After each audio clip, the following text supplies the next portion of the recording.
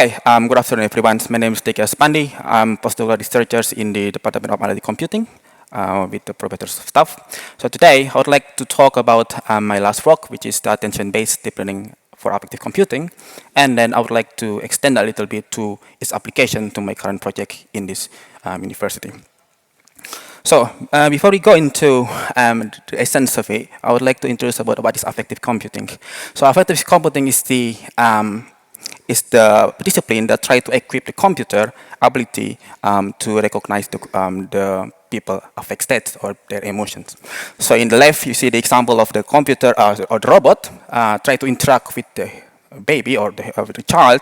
And then if we can equip the computer ability to understand the people emotion or states, we can improve our interactions. To do so, then we have to quantify the emotion first, right? So in the bottom right, you see the example of our representation right now.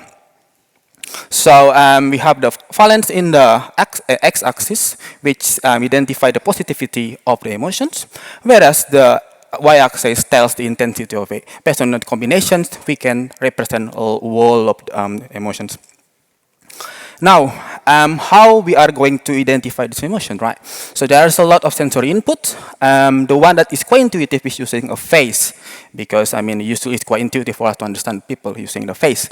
The problem is that usually if you are using only visual informations, it is only accurate in the valence axis, and it is vice versa for the sound.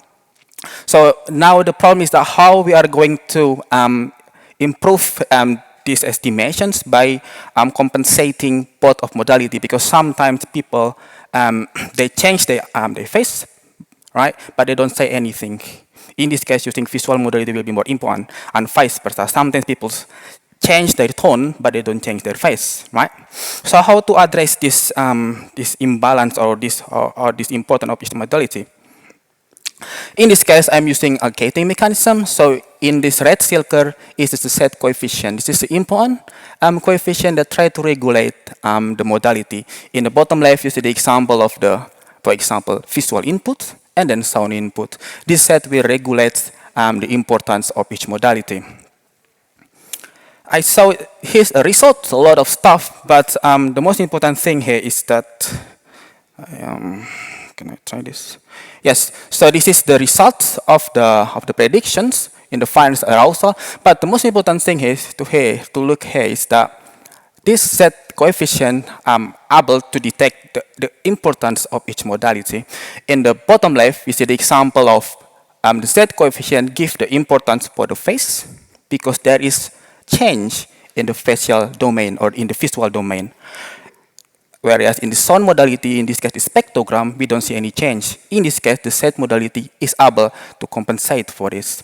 And in the bottom right, we see the contrasting example where the sound is more important compared to the face. In this case, there is no change in the face at all, but their tone is changed, as we can see in the spectrogram representation. So here I have shown that using this gating mechanism can improve the affect recognition. So then how we can expand the use of these both approaches. So in here I'm going to show quick glimpse about what I'm doing right now. So the first one is to use this affect computing to improve human-computer interactions. In which context? In this case, in the context of the website interactions with quite soft. So we have these two websites. I believe that if I would like to ask you which one that you are going to use to search for the map, you are going to go to the right one, because in the top left, in the left here, we have a lot of ads, right?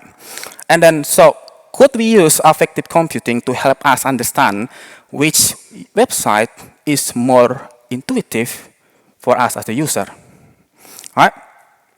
So this is what we have done currently. We have collected two different website sets. The first set is the one that is quite difficult to navigate because the functionality is quite difficult. Functionality is quite suboptimal. The second one is what we regard as effective or ease to use. We record the data, we record the facial area, and also we record the interactions.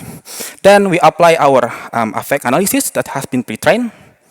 And we indeed found that there is a different distributions of user affect.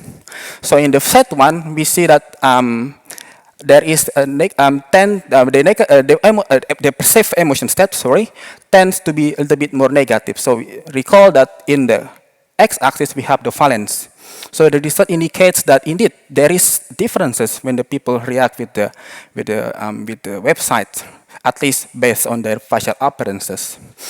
Whereas in the set 2, we see the example that it tends to be a bit more positive. So in this quadrant, the second quadrant is usually regarded as the positive emotions. And we see here, by applying this affect state, we feel there is some correlations when we interact with websites, at least based on their facial appearance. I think this is happen when they are dealing with the ads mostly. Okay, so this is the first approach that I have been using. The second one is to use attention. So recall that we use attention to attend for each modality.